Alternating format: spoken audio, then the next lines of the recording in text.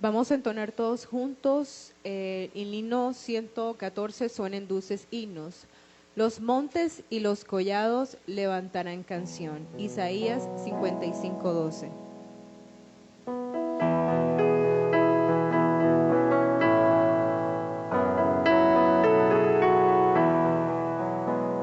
Suenen dulces himnos, gratos al Señor, y óiganse en concierto universal. Desde el alto cielo baja el Salvador, para beneficio del mortal. Gloria, gloria sea nuestro Dios, glorias y cantemos a una voz, y el cantar de gloria que se oyó en Belén, sea nuestro cántico también. Salte de alegría, lleno el corazón, la abatida y pobre humanidad.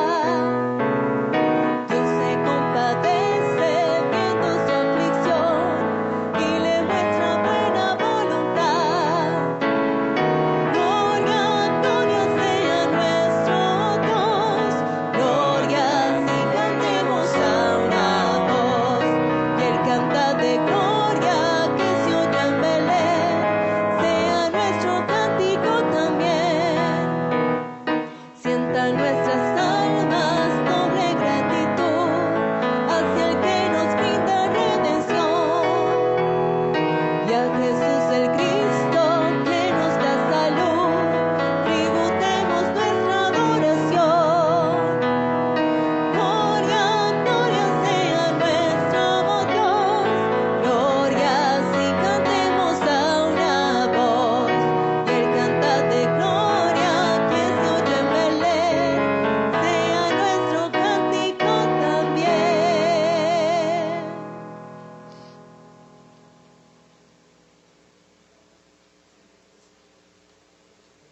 Ahora entonemos el himno número 112, Emanuel.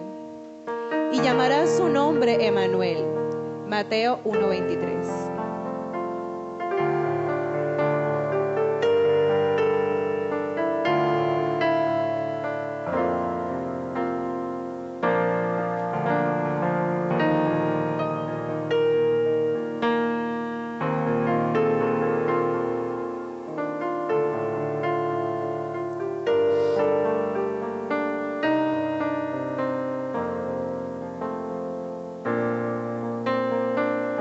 Dios nos amó, a su Hijo dio y lo nombró nuestro Emanuel. La profecía fue en él cumplida, Dios con nosotros, nuestro Emanuel. Dios descendió y se encarnó, Jesús nació, nuestro Emanuel. Vino a salvarnos, vino a redimirnos, Dios con nosotros, nuestro Emanuel.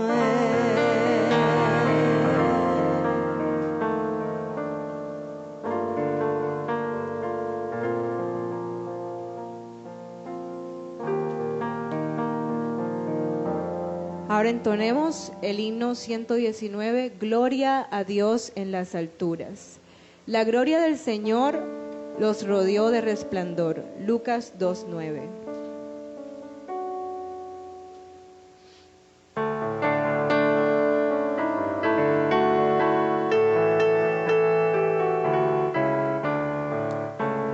Gloria a Dios en las alturas, que mostró su gran amor, dándoles a sus criaturas un potente Salvador. Con los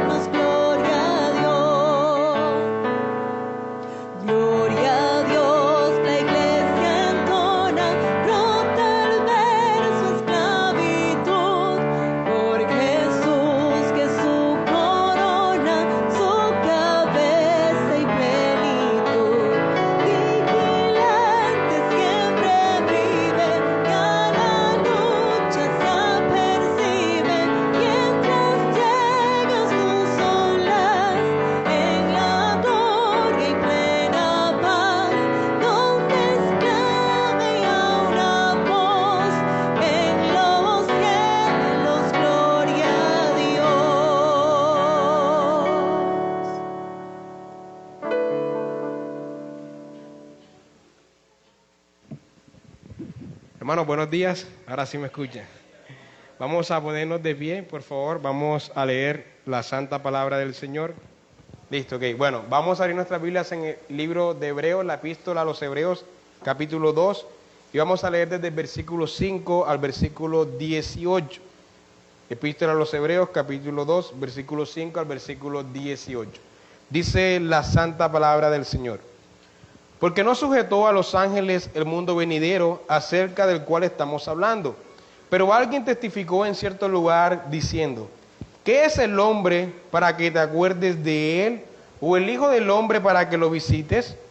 Le hiciste un poco menor que los ángeles, le coronaste de gloria y de honra y le pusiste sobre las obras de tus manos.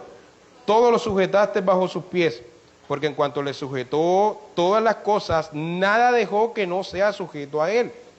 Pero todavía no vemos que todas las cosas le sean sujetas.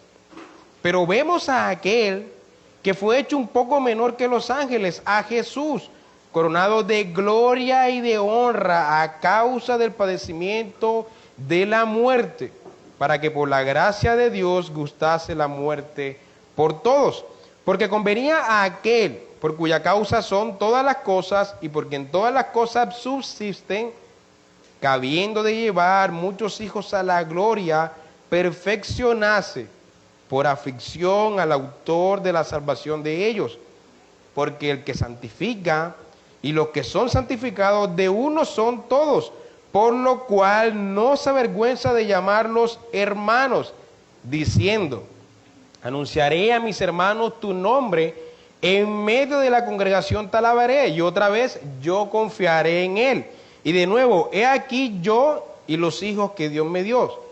Así que, por cuanto los hijos participaron de carne y sangre, él también participó de lo mismo, para destruir por medio de la muerte al que tenía el imperio de la muerte, esto es, al diablo, y liberar a todos los que por el temor de la muerte estaban durante toda la vida sujetos a servidumbre. Porque ciertamente, mis hermanos, no socorrió a los ángeles, sino que socorrió a la descendencia de Abraham, por lo cual debía ser en todo semejante a sus hermanos, para venir a ser misericordioso y fiel sumo sacerdote en lo que a Dios se refiere, para expiar los pecados del pueblo.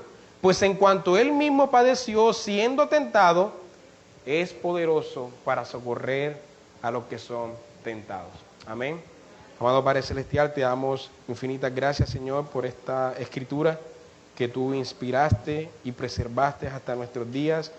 Gracias por la vida del autor de Hebreos y por esa comunidad de hebreos a la cual le fueron dirigidas esas palabras, porque a través de eso tú nos hablas hoy, nos consuelas, nos exhortas, nos animas, Señor, y nos edificas.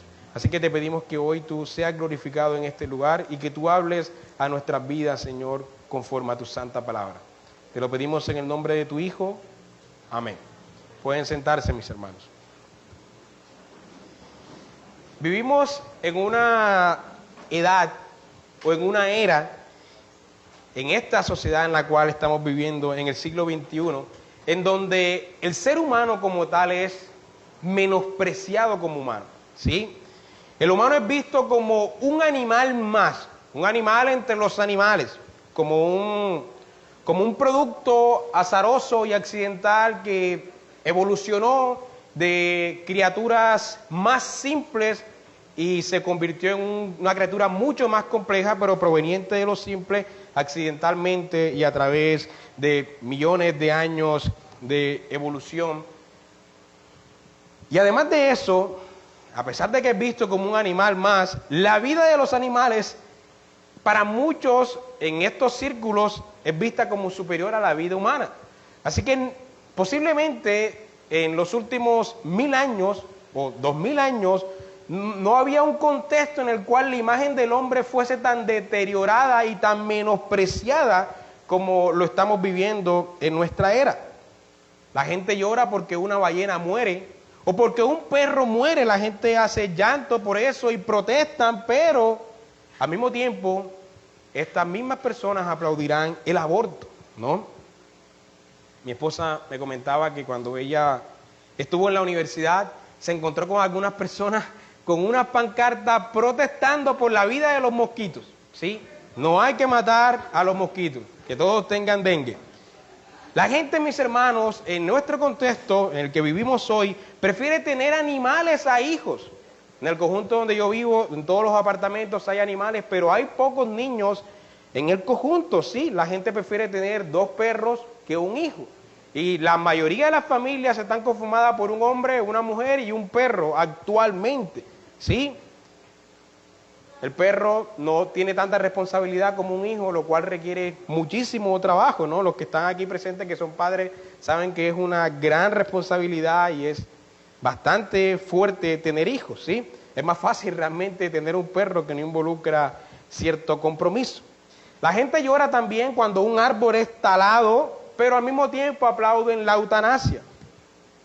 El predicador Chesterton decía que donde quiera que se exalta la naturaleza, la imagen del hombre será menospreciada.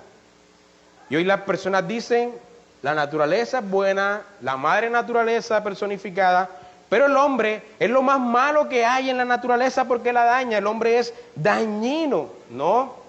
Hay muchos hombres, hay pocas ballenas, dice otra persona. La superpoblación es un ejemplo de que hay muchísimos hombres y por tanto debe ser reducida la población humana y debemos planificar para que la próxima generación sea reducida por lo menos a la mitad, ¿no? A través de cuidarnos y no reproducirnos. Y muchas personas piensan que lo correcto es no reproducirse precisamente por el concepto que tienen de humanidad, ¿sí? Los griegos, ellos, la filosofía griega, siguiendo a Platón, el filósofo, ellos veían a la materia como mala, y como la materia es mala y el humano es malo, entonces el humano también es materia, el humano es materia, por tanto el humano también es malo. Y de esa manera se menospreciaba a la vida humana y a todas las vidas realmente. Los musulmanes siguieron a los griegos en este punto y también sostenieron un concepto de la humanidad bastante pobre y bastante débil. Así que ninguna otra religión, mis hermanos, presenta una imagen adecuada del hombre. Pero el cristianismo, solo el cristianismo realmente hace esto. Y esto es justamente, mis hermanos, aunque no parezca, ese es el punto del texto que vamos a estudiar el día de hoy. El pasaje busca enseñarnos cómo la imagen de Dios es restaurada mediante la salvación realizada por el Hijo de Dios. Por eso he titulado a este sermón, La salvación y la restauración del hombre. La salvación y la restauración del hombre, y lo he dividido en 3 puntos. Somos llamados hermanos e hijos, versículos 11 y 13. El Hijo toma nuestra naturaleza y nos libra del temor a la muerte, versículos 14 a 17. Y socorridos en medio de las tentaciones, versículo 18. Yendo a nuestro contexto gramatical, ya lo que hemos predicado anteriormente, en los primeros 4 versículos del capítulo 2, vemos una fuerte advertencia del autor de Hebreos, donde él dice, no descuidemos una salvación tan grande, ¿no? No podemos descuidar una salvación tan grande, y se refiere al contenido de la salvación, al contenido que predicamos. Y lo que él hace a continuación en los siguientes versículos, del versículo 5 al versículo 18, que los hemos leído en esta mañana, es que él va a explicar por qué esa salvación es tan grande, qué es lo que hace sublime a esta salvación tan grande, de la cual no podemos descuidar. Y entonces, el versículo 5 al versículo 10, que fue predicado en la predicación anterior por el hermano Eddie, por el anciano Eddie, nos muestra que la salvación es grande, o es tan grande, porque el Hijo de Dios se humilló y se hizo, en cierto sentido, un poco inferior a los ángeles para venir a salvar a la humanidad, ¿no? Y nuestro pasaje va en ese mismo contexto y en esa misma línea, pues es la segunda parte de ese mismo sermón, es la continuidad de estos puntos, está en la misma idea de pensamiento. Pero para que nosotros podamos entender, mis hermanos, la grandeza de esta salvación, Y entonces, para que podamos apreciar lo sublime de lo que quiere transmitir el autor de Hebreos con esta identificación de esta salvación es tan grande, es necesario primero construir un contexto, digamos, teológico, ¿sí?, para la comprensión de nuestro pasaje. En ese sentido, vamos a ir al Génesis capítulo 1, versículo 26. Génesis capítulo 1, versículo 26.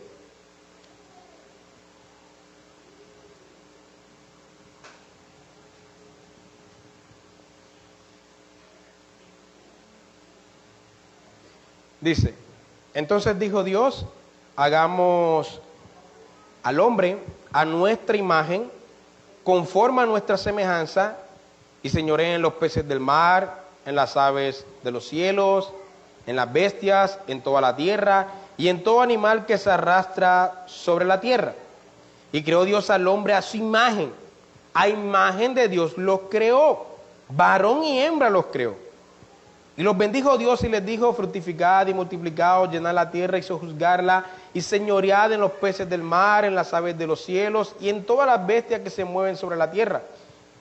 Y dijo Dios, he aquí que os he dado toda planta que da semilla, que está sobre la tierra, y todo árbol en que hay fruto, y que da semilla os serán para comer. Y a toda bestia de la tierra, y a todas las aves de los cielos, y a todo lo que se arrastra sobre la tierra en que hay vida, toda planta verde les será para comer, y fue así. Y vamos rápidamente al capítulo 2 y leemos desde el versículo 15. Dice, tomó pues Jehová Dios al hombre y lo puso en el huerto de Edén para que lo labrara y lo guardase. Y mandó Jehová Dios al hombre diciendo, de todo árbol del huerto podrás comer, mas del árbol de la ciencia del bien y del mal no comerás, porque el día que de él comieres ciertamente morirás. Y dijo Jehová Dios, no es bueno que el hombre esté solo, le haré ayuda idónea para él. Jehová Dios formó pues de la tierra toda bestia del campo y toda ave de los cielos, y la trajo a Adán para que viese cómo las había de llamar, y todo lo que Adán llamó a los animales vivientes, ese es su nombre. Y puso Adán nombre a toda bestia y ave de los cielos y a todo ganado del campo, mas para Adán no se halló ayuda idónea para él. Entonces Jehová Dios hizo caer sueño profundo sobre Adán, y mientras éste dormía, tomó una de sus costillas y cerró la carne en su lugar, y de la costilla que Jehová Dios tomó del hombre, hizo una mujer, y la trajo al hombre. Dijo entonces Adán, esto es ahora hueso de mis huesos y carne de mi carne, esta será llamada varona, porque el varón fue tomado. Por tanto, dejará el hombre a su padre y a su madre, y se unirá a su mujer, y los dos serán una sola carne. Y estaban ambos desnudos, Adán y su mujer, y no se avergonzaban. Bueno, estos pasajes nos muestran, en primer lugar, el estado del hombre antes de pecar, ¿no? El hombre, como podemos percibir, es la corona de la creación, ¿sí? Dios crea los cielos, la tierra, coloca los astros, divide el agua del cielo, divide el agua de la tierra, etcétera.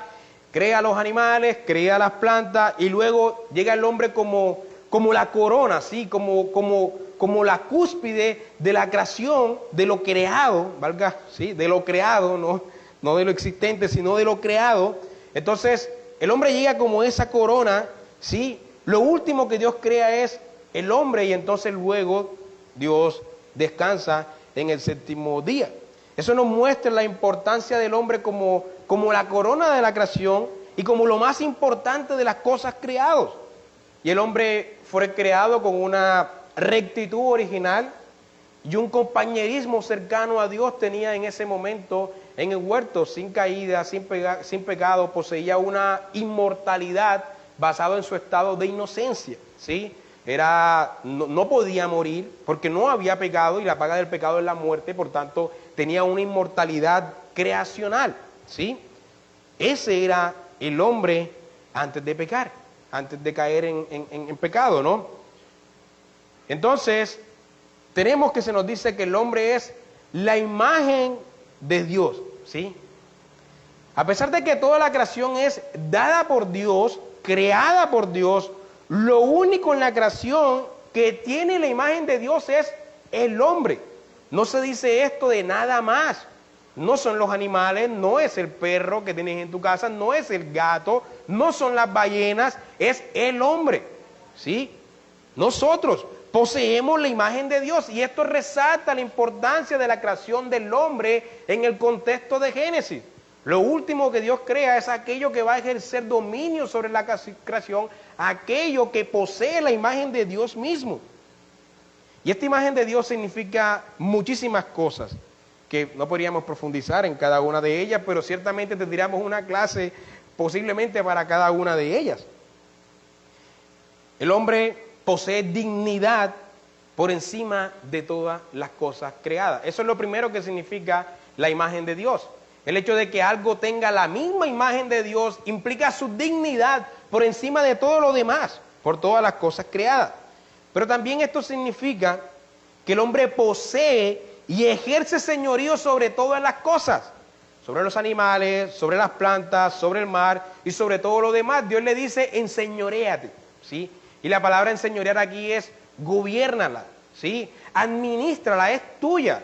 No son los animales los que te van a gobernar a ti, tú gobernarás a los animales, tú gobernarás a las plantas, tú las administrarás. Ahora, esto no significa que siendo señores de la creación debemos, no sé, maltratar a los animales o descuidarlas, ¿sí? No es nuestra creación, ¿ok? Es la creación de Dios. Nosotros somos sus administradores, por tanto debemos administrarla adecuadamente, ¿correcto? Pero nosotros somos señores de la creación y no la creación, Señor, nuestra, ¿sí? Ese orden de prioridad debe estar bastante claro. También significa que el hombre posee conciencia, es consciente de sí mismo. Todos nosotros somos conscientes de nuestra existencia, ¿no? Como decía un filósofo, pienso, luego existo, ¿sí? Aunque el hecho de que pensara no significa que existiera. Bueno, eso es algo más filosófico. El hombre posee razonamiento, ¿sí? Dios razona y los hombres también. Podemos comunicarnos, podemos razonar, podemos tomar ideas, analizarlas, etcétera. Eso es la imagen de Dios en nosotros. Poseemos lógica. También poseemos moralidad. Sabemos cuando algo está malo, cuando algo está bien. Somos seres morales, poseemos inteligencia. Todo esto significa la imagen de Dios en nosotros y nos diferencia de todas las demás cosas creadas. ¿Sí? Nos diferencia de todas las demás cosas creadas. Pero también reflejamos los atributos comunicables de Dios, aquellos atributos que Dios decide comunicar con nosotros. Por ejemplo, Dios es amor, nosotros reflejamos el amor. No somos el amor, pero lo reflejamos. Dios es bondad, nosotros reflejamos la bondad. Dios es justicia, nosotros reflejamos justicia. Dios es misericordioso, también nosotros lo reflejamos, ¿sí? Los animales no hacen eso, ¿sí? Esa es la imagen de Dios en nosotros, podemos reflejar aquellas cosas que Dios es. Esto, mis hermanos, nos coloca en una posición privilegiada en la creación, ¿no? Pero luego tenemos el Génesis capítulo 3, en los primeros 3 capítulos de Génesis está toda una conmovisión cristiana impresionante. Luego tenemos el capítulo 3 y vemos cómo el hombre es tentado. A Eva fue tentada por la serpiente le dice, mira, si comes de este árbol serás como Dios, de este fruto prohibido serás como Dios, y entonces ella ve que es agradable el fruto en ese momento porque quiso ser como Dios y ella comió y dio a su marido, y entonces Adán y Eva pecaron en ese momento y entonces la imagen de Dios fue distorsionada en el hombre. Seguimos siendo la imagen de Dios, pero esa imagen ha sido distorsionada. Es como lo decía Charles Spurgeon, es como un templo en ruina, ¿sí? Usted pasa por el templo en ruina y se da cuenta que ahí había un templo, es decir, no puede negar el hecho de que ahí había un templo, pero está en ruinas, ¿sí? Esa es la imagen de Dios en el hombre. Sigue estando, pero está en ruinas, ¿sí? Está distorsionada. Los atributos de Dios están distorsionados en nosotros, su justicia, su amor, su misericordia, su bondad, todo lo demás, ¿no?, que dijimos que es la imagen de Dios en nosotros, nuestro razonamiento, nos llevan a concluir que no hay Dios para algunos, nuestra lógica, nuestra moralidad, todo lo que implica ser la imagen de Dios, se distorsiona en el hombre, incluso en nuestra labor, lo que Dios nos mandó a hacer.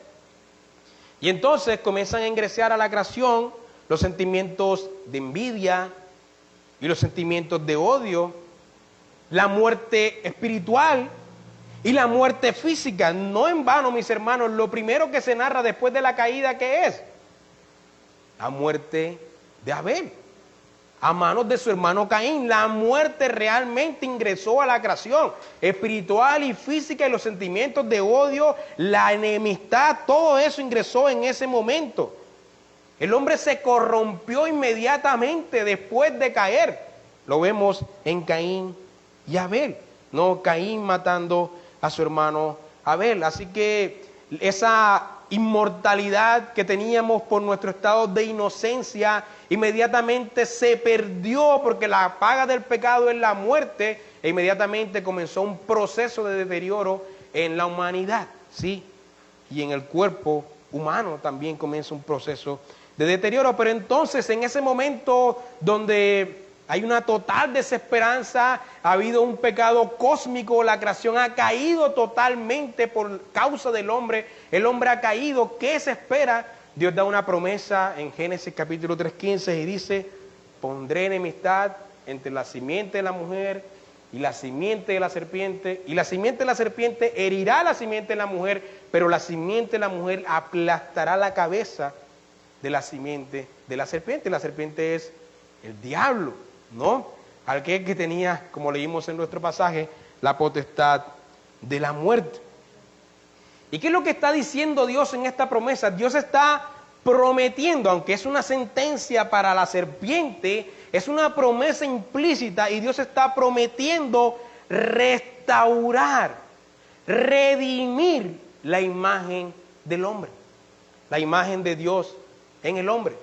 El hombre espera volver a ese estado del cual cayó, ese estado de comunión santa con Dios, ese estado sin pecado, ese estado de cercanía y de una imagen de Dios que no está distorsionada. Él espera la restauración, espera la redención, y esa es la promesa que Dios le da. Y de ahí en adelante, mis hermanos, toda la escritura, desde Génesis 3 en adelante, es Dios mostrando cómo se va desarrollando esa promesa progresivamente, el hombre volviendo a la imagen inicial, a ser restaurado, ¿sí? Por eso el Apocalipsis termina mostrándonos la nueva Jerusalén, ¿no? El hombre restaurado, es el plan de redención, Dios salvando al hombre para restaurar la imagen de Dios en el hombre.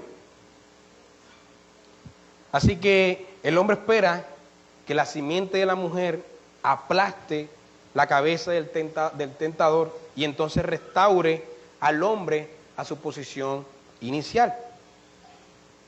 Habiendo dado ese contexto teológico y habiendo dado esa introducción, nuestras introducciones hoy están bastante largas, la de la escuela dominical también estuvo así. Vamos a nuestro pasaje, ¿sí? Primer punto, somos llamados hermanos e hijos. Noten versículo 11 al versículo 13. Porque el que santifica y los que son santificados, de uno son todos. Por lo cual no se avergüenza de llamarlos hermanos, diciendo: anunciaré a mis hermanos tu nombre, en medio de la congregación te alabaré. Y otra vez, yo confiaré en él. Y de nuevo, he aquí yo y los hijos que Dios me dio. El autor está citando dos pasajes, Salmo 22, Isaías 8, porque las últimas dos citas son de Isaías capítulo 8 y el Salmo 22. Santificar aquí tiene que ver con la idea de un sacerdote. El sacerdote es apartado para una labor santa en el Antiguo Testamento, para poder tener cierta, digamos, administración de las cosas santas en el sistema ceremonial del Antiguo Testamento, ¿no? Y el que santifica, ¿quién es? Cristo, ¿no? Y los que son santificados somos nosotros. De uno son todos. El autor nos está mostrando la unidad que hay en Cristo y nosotros, Cristo siendo santo, santificándonos a nosotros, para que ahora, como hemos dicho en otras ocasiones, podamos tener acceso a la presencia de Dios, ¿no? Al lugar santísimo. Así que Dios nos consagra a nosotros como sacerdotes. Como dice Pedro en otra ocasión, somos reyes y sacerdotes, somos sacerdotes consagrados para Dios en Cristo. ¿Sí? Eso es lo que significa el que santifica. Y los que son santificados, mis hermanos, ya no somos enemigos. Eso es lo que está diciendo el autor, ya no somos enemigos, ya no estamos en enemistad contra Dios, sino que ahora somos restaurados. Y por eso se nos atribuyen dos palabras muy comunes para nosotros, estamos muy familiarizados con ellas, pero debieron impactar en la mente de los lectores de esta epístola. La primera palabra es hermanos. Se nos dice que tenemos la posición de hermanos. Ya no somos llamados más enemigos, más violadores del pacto, sino somos llamados hermanos de Cristo. Y esto es una referencia al Salmo 22, un salmo que está hablando de la liberación y del gozo de aquel que estaba siendo liberado en el Salmo 22, que era por supuesto el Hijo muriendo para liberar a otros. Y entonces, en medio de su gozo, dice: anunciaré a mis hermanos tu nombre en medio de la congregación y ahí te alabaré. Así que ahora ya no somos más enemigos, ahora somos hermanos. Pero también recibimos la posición de hijos, ¿sí? Y esa es una referencia que está en Isaías 8, que es un pasaje que está hablando de la confianza en las promesas de Dios. Y en ese momento en que está hablando el pasaje de la confianza en las promesas de Dios, Dios dice que habrán unos hijos como señales de que Él va a cumplir su plan, ¿sí? Los hijos son señales allí, y es lo que está diciendo el autor de Hebreos, que ahora nosotros somos esos hijos, que significa que las promesas de Dios realmente han sido hechas, han sido realizadas, han sido cumplidas, y ahora somos hijos adoptivos, hermanos e hijos. Esto nos muestra que la imagen del hombre comienza a restaurarse en Cristo. Sí, es restaurada en Cristo inicialmente, pero es consumada en el momento de la resurrección general. Entonces el segundo punto, versículo 14 al versículo 17, el Hijo toma nuestra naturaleza y nos libra del temor a la muerte. Noten lo que dice el versículo 14.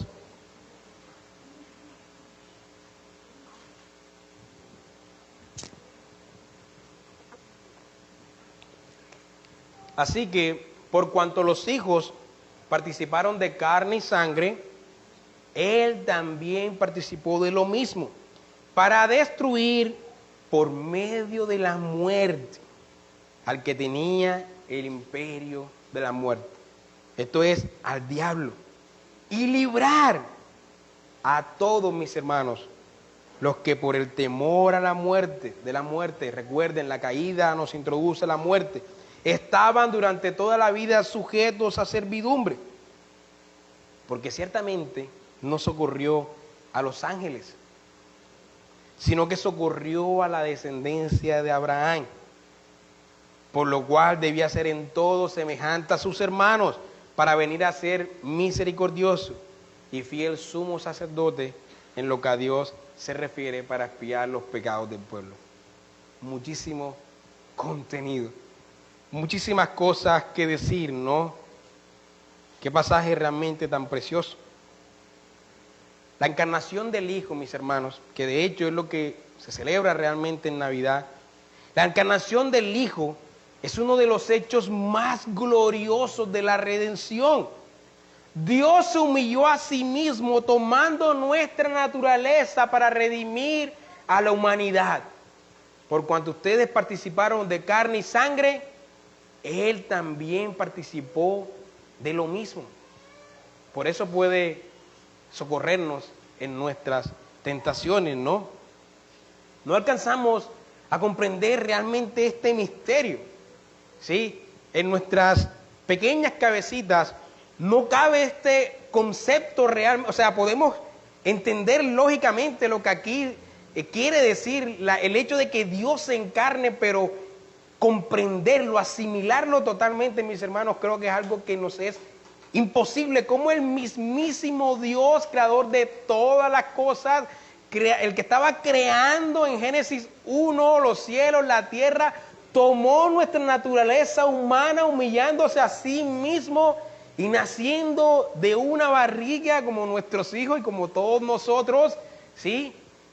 Y aprendiendo el idioma, el que dio el idioma, ¿sí? Aprendiendo el lenguaje, el que nos dio la posibilidad, la capacidad de hablar, ¿sí? Y comiendo el que nos dio el estómago.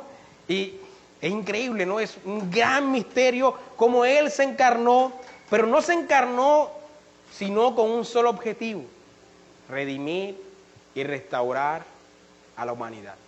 Redimir y restaurar a la humanidad. Qué precioso misterio el hecho de la encarnación de Dios, ¿no? Este no es el sermón de Navidad. La encarnación del Hijo, mis hermanos, es el hecho que más dignifica al hombre, ¿sí? El Hijo no se encarnó en un perro, ni en una ballena, sino en un humano, ¿sí? De ahí surge la filosofía que se conoce como humanismo, que luego fue corrompida. El hecho de que el Hijo haya tomado forma de humano, eso dignifica la imagen del hombre, dignifica al humano. Por eso el autor dice, no socorrió a los ángeles. Hermanos, los ángeles también cayeron en pecado, ¿no? Lo sabemos por muchos pasajes de la Escritura. Los ángeles cayeron en pecado. Y sin embargo, Él no socorrió a los ángeles, sino que socorrió a la humanidad, a la descendencia de Abraham. Pudo haber salvado a los ángeles, pudo haberse tomado la naturaleza de los ángeles, pero no lo hizo. Nos muestra la dignidad humana por encima incluso de los mismísimos ángeles, ¿no? Él tomó la naturaleza humana. Eso dignifica nuestra humanidad, nos dignifica a nosotros como creación de Dios. La humanidad fue la receptora de la salvación. Ella es la que recibe esta salvación y Cristo toma nuestra naturaleza. Un autor dice, el descenso de Dios significó el ascenso del hombre, es decir, la imagen del hombre siendo restaurada. Así que la encarnación de Dios nos evidencia la inmensa misericordia del mismísimo Dios con el hombre. Con la encarnación y con la salvación, Dios restaura la imagen de Dios en el hombre, la cual, por supuesto, aunque ya es restaurada, realizada, todavía no es consumada. Lo que decimos siempre, ¿no? El ya, pero todavía no. Cuando seamos realmente resucitados, eso será totalmente consumado. Y precisamente por el hecho de que el Hijo se haya encarnado y haya tomado nuestra naturaleza, tomando sangre y carne, haciéndose sangre y carne, tomando la naturaleza de sangre y carne, hay dos bendiciones que se nos mencionan en el pasaje debido a esta gran obra. Primero, hemos sido liberados o librados del temor a la muerte. Y segundo, nuestros pecados han sido expiados. El Hijo de Dios, mediante su encarnación, lo cual ya era algo humillante en sí mismo, murió también, ¿sí? Y mediante su muerte venció a la muerte, ¿no? En la muerte, como decía John Owen. Mediante su muerte venció a la muerte. Increíble, ¿no? Cómo su muerte termina en la muerte de la muerte. Y en ese momento también venció al diablo. Por esa razón, nosotros, dice el autor de Hebreos, no podemos vivir con temor a la muerte, porque la muerte fue vencida en la muerte del Hijo. La vida plena que teníamos antes de la caída, hermanos, ha vuelto a la humanidad gracias a la encarnación del Hijo. Si Adán tenía miedo a la muerte cuando Dios le dijo, no comerás de este árbol, porque el día que de él comieres ciertamente morirás, ahora se nos dice que no debemos tenerle miedo a la muerte, porque el Hijo venció a la muerte. Y además de eso, la razón es que nuestros pecados han sido perdonados. Cristo se ha convertido en nuestro gran sumo sacerdote que expía, purifica, nos purifica a nosotros, expía nuestros pecados. Ya no estamos más en pecado. Los pecados han sido perdonados en Cristo. Es esta gran salvación la que nos restaura a la posición sin pecado que teníamos antes de la caída. ¿Sí? Inicialmente, no consumadamente. Es esta gran salvación la que está mencionando el autor de Hebreos en los primeros 4 versículos. ¿Cómo descuidaremos una salvación tan grande? Y eso nos conduce a nuestro último punto, socorridos en las tentaciones. Versículo 18. Pues en cuanto Él mismo padeció en su encarnación, en su humanidad, siendo tentado, es, mis hermanos, poderoso para socorrer a los que son tentados. Él puede socorrernos en medio de las tentaciones porque Él mismo las sufrió. Él mismo sufrió las tentaciones cuando tomó la naturaleza humana. Así que Él no nos pide algo que Él mismo no haya hecho, ¿sí? Cuando nos pide que perseveremos es porque Él también lo hizo. Tomó nuestra naturaleza para poder socorrernos y poder ayudarnos en medio de nuestras tentaciones. Así que escucha esto, mi querido hermano. No hay ninguna tentación por la que estés pasando. No hay ninguna lucha. No hay ninguna tribulación. No hay ninguna aflicción. No hay ninguna enfermedad que escape del socorro del Hijo. Ninguna. No hay nada lo suficientemente difícil o cruel de lo cual el Hijo no te pueda fortalecer y socorrer. Es lo que está diciendo el pasaje, como Él se hizo humano, puede socorrer a los humanos. ¿Sí? Gloria a Dios por eso, ¿no? Y esta última parte tenía mucho sentido para los autores, para los lectores de Hebreos. Recordemos lo que hemos dicho de los lectores de Hebreos. Ellos estaban tentados a abandonar la fe en el Cristo. Ellos estaban tentados a volver a los ritos del Antiguo Testamento, a volver a sacrificar animales, corderos, a volver a ir al templo a adorar, a volver a someterse a los ritos de purificación y al sacerdocio levítico. Estaban tentados a eso. Y el autor les dice, Cristo como su Señor, como su Salvador, habiendo tomado la naturaleza humana que para el judaísmo es piedra de tropiezo y para los griegos es locura, Él puede socorrerlos a ustedes y fortalecerlos en medio de todas esas tribulaciones y persecuciones que están sufriendo de parte del judaísmo. Si Él mismo las sufrió.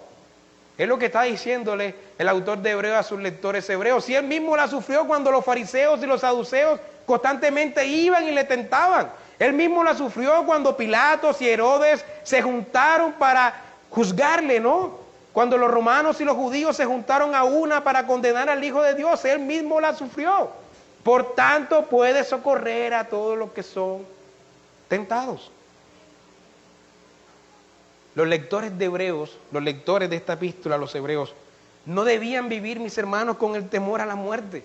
Y es precisamente por esa razón que se nos dice que el Hijo venció a la muerte. No debían vivir con el temor a ser perseguidos y asesinados, que es el temor que todos los cristianos pueden tener en cierto momento, ¿no? Que al sostener mi fe, al pararme firme en mi fe, yo sea muerto y reciba burlas de parte del mundo y en últimas eso termine en mi muerte, ¿no? No, mi hermano.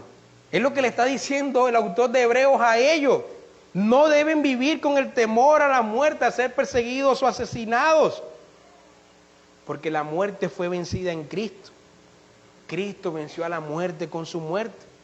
Y ya perdonó sus pecados. No deben vivir con ese temor. Deben perseverar y si son muertos, gloria a Dios. Pero el cristiano ya no puede vivir más con temor a la muerte. Así que pregunto, mis hermanos, volviendo a la exhortación que hace el autor de Hebreos en los primeros 4 versículos del capítulo 2. ¿No tiene razón el autor de Hebreos al llamar esta salvación como muy grande? Cuando la compara con la palabra de los ángeles y la palabra dicha por medio del Hijo, ¿no es muy grande esta salvación? ¿Cómo descuidaremos una salvación tan grande? ¿Sí? ¿Por qué los hebreos descuidarían una salvación tan grande que fue realizada por el mismísimo Dios tomando la naturaleza humana y que fue confirmada por los discípulos con hechos poderosos? ¿Por qué descuidaríamos una salvación tan grande, no? Así que, mis hermanos, el Señor hoy nos dice que Él nos puede socorrer en medio de nuestras tentaciones y en medio de nuestras luchas, porque Él mismo las padeció cuando se encarnó. La imagen de Él en nosotros ha sido restaurada en Cristo. Ha sido restaurada en Cristo. No podemos vivir con temor a la muerte ni con temor al pecado, porque hemos sido reconciliados en Él, gracias a su encarnación. Y precisamente por eso la imagen del hombre es valiosa en el hombre. Y precisamente por eso siempre debemos ver a nuestro prójimo con dignidad, porque la imagen de Dios está en Él. Nunca podemos preferir a un perro que a un hombre, por mucho que el perro sea nuestro y el hombre sea un mendigo de la calle. Nunca. El perro no tiene la imagen de Dios.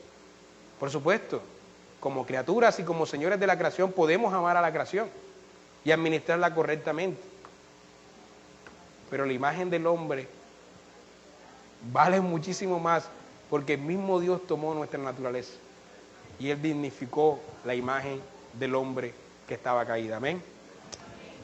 Gracias, Padre, por tu palabra. Aplícala a nuestras vidas, Señor. En el nombre de Jesús. Amén.